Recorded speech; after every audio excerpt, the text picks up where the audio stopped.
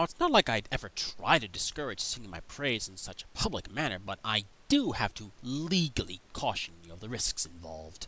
Risks? Aw, what? Is old Sunflank still mad about you handing over Equestria to T. What's-his-face? Well, no. I mean, probably. That's not the issue! There's just, seems to be a certain individual who causes quite a bit of destruction under these circumstances. Destruction? I thought you'd be all for that sort of chaotic publicity. This isn't my kind of chaos. This is something else. Something needy. Uh-huh. So, what do I need to do? Well, I think you should be just fine talking about me if you keep it on the down low, but not under any circumstances should you ever say the name of the one who voices me. You mean No! Not under any circumstances are you to say that name. First, last, nada! Not even the name of the character he played that they based me off of. Capiche? Mm-hmm. Ugh. So that's what that feels like. Ugh. Anyways, I get it. I shall not directly name the, person that should not be named. My lips are sealed. Good! The last thing I need is Celestia breathing down my neck about another incident. Perhaps I'll stay nearby, just in case. Fine. You'll be good for a gag or two, maybe.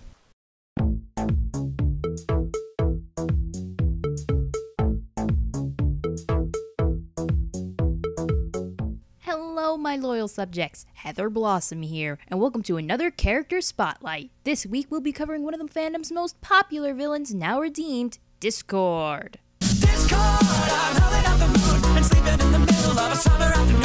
Discord, what heaven did we do to make you take the world away? Just what part of down low did you not understand? Aw, come on, don't you want this video to have a little flair? Ugh, fine, just keep it down. Discord, I'm howling at the moon and sleeping in the middle of a summer afternoon. Discord, whatever we'll do to take your tyranny away. Discord is what the ponies call a Draconequus. According to our most astute elementary school teacher, a Draconequus is a creature with the head of a pony and a body of all sorts of other things, making him sound like some sort of interspecies hodgepodge. The word Draconequus is actually a term coined by Lauren Faust, combining the Greek word drakon, meaning dragon, and the Latin word equius, meaning horse. So, dragon horse. Though appearance-wise, I wouldn't say Discord encompasses that namesake much. He certainly is more fearsome than any ordinary pony, which could infer the dragon part to be more symbolic in presence.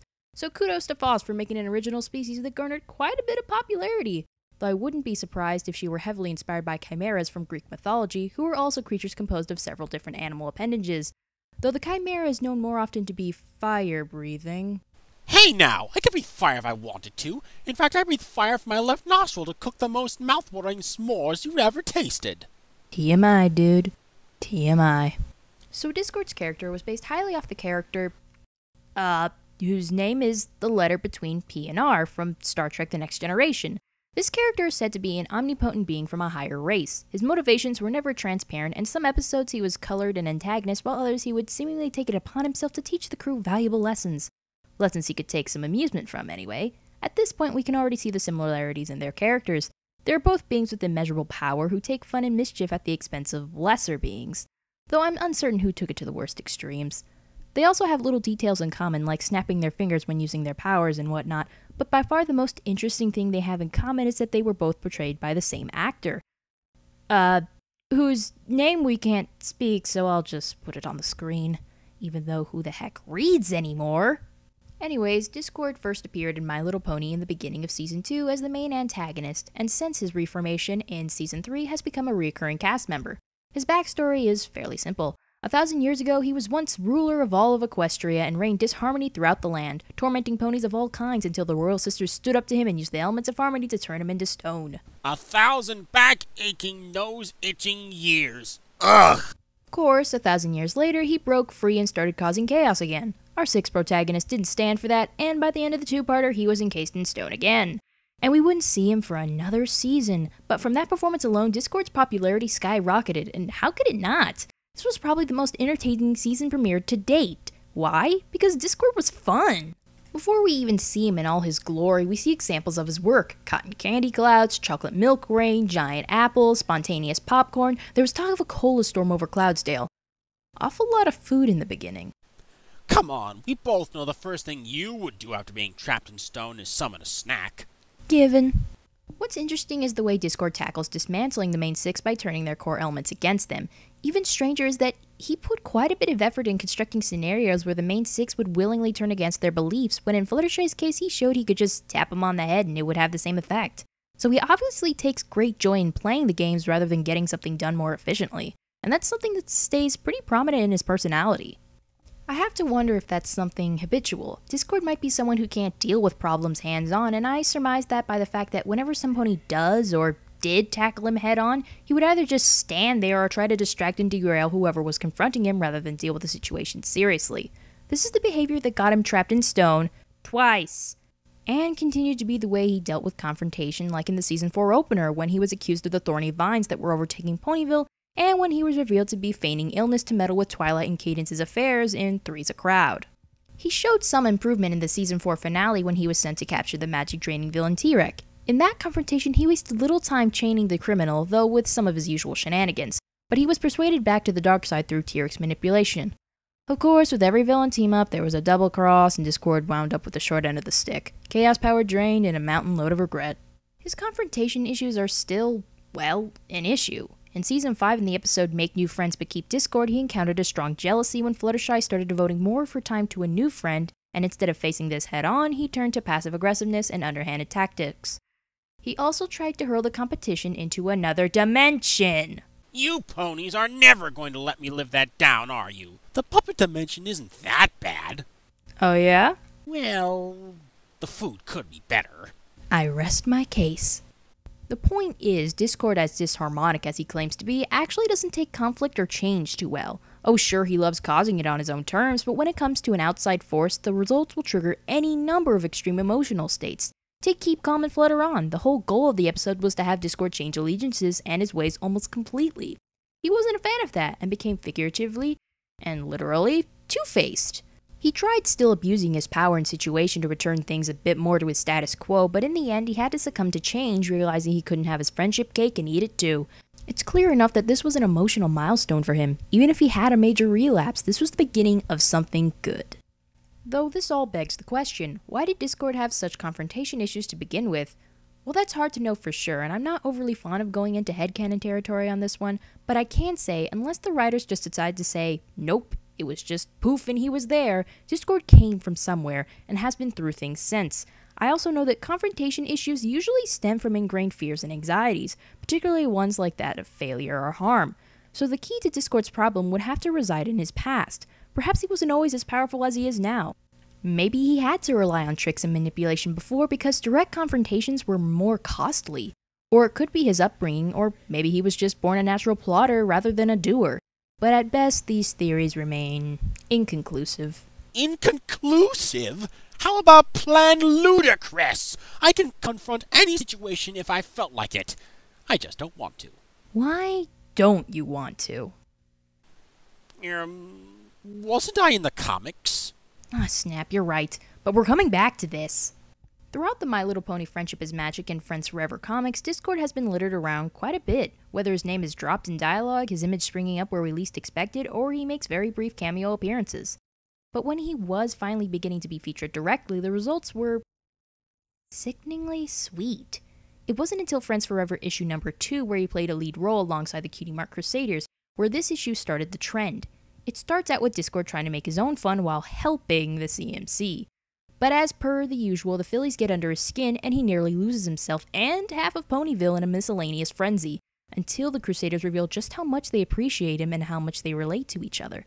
Essentially that they both lack purpose and a place in the world. And damn is that touching! Then in issue number 5, he had a proper appearance but only near the end as the cause of the woodland creature's sudden vocalness, which was actually a cool gift for Fluttershy. And then he gets featured in Friendship is Magic issue number 24, where he gets paired up with the CMC and Fluttershy for a quadruple dose of adorableness on a time-traveling adventure, where his negligence may have gotten the Crusaders almost killed, but that's resolved in like a few panels. The issue is wrapped up with his apology and a talk of how new friendship still is to him and a butter dragon. There is no mistaking. Discord is still, by all means, a funny and snarky guy, but he is shown more to be sweet and naive to friendship. I dare even say he's cute. Don't you dare say it! Oh, excuse me. Who teared up when they became an honorary Cutie Mark Crusader? Me, but... Who gave a wonderful gift to Fluttershy just because? Me. And who showed Fluttershy the butter dragon and possibly had an Egyptian cat as an ex? Me, but... Now you're just going too far. Face it, buddy. You are cute. Oh, shut up. Now to the final stretch, the fandom. The fandom interpretation of Discord for the most part is pretty faithful to the source material. I guess if something's not broken, don't fix it. Of course, some fans like to explore the darker sides of Discord, from the completely evil to the utterly tragic, from slaughtering innocents through insanity to being abandoned and neglected in his youth, to having a daughter named Screwball for some reason. It's always some sort of drama with this fandom, isn't it? Due to Discord's popularity, it's no surprise there are so many fictions, songs, and other fan works surrounding him, not to mention the shipping. Wait! You didn't tell me you'd be talking about that! What, is the big bad Lord of Chaos afraid of romantic pairings? No, it just might be dangerous. Yeah, sure. I'll tread carefully then. Very carefully. By far, one of the most popular pairings is Celestia and Discord. An easy one to be sure. Before the introduction of the Tree in Harmony, we probably would have assumed she was the embodiment of order herself, and of course, opposites must attract in fanworks. There's also a tragic element to it all if it occurred prior to his stony incarceration, but honestly I find that whole pairing overdone. Another popular ship that spawned even more fiction would have to be Fluttercord. Yes, the shipping of Fluttershy and Discord was big even before Keep Calm and Flutteron, and I would attribute some of that to stories like Bride of Discord that gave a beauty and the beast vibe to it all. Stop!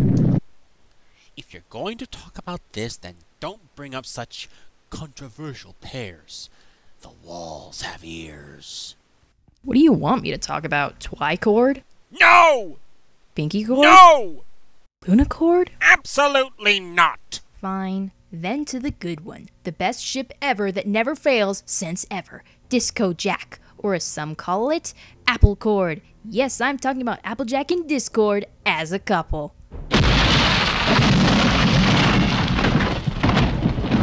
What makes this couple so perfect, you may ask? Well, if you thought Celestia and Discord could get under each other's skin, wait until you get a load of this. The stubborn southern apple farmer and the Lord of Disharmony. This stuff is just romantic and comedy gold! And it's all thanks to this fanfic, Love Needs No Reason. It has to be one of my favorites of all time and cemented those two as my favorite ship. What is that? No, you fool! What have you done? No, not her. Who did you think would come? I didn't think she was real. I thought she was an old pony's tail.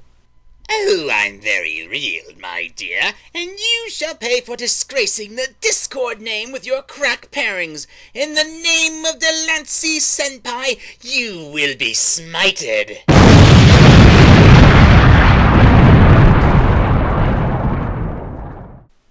I remember her being prettier and having way less talons. You question this, fangirl? I missed my manicure. Don't suppose you'll go get it now, will you? No! Please don't hug me again! My bruise still healing! No. I'll never ship it again, I swear! Let this be a lesson to the lot of ya. This Lestia is the only true ship. Cannon be damned!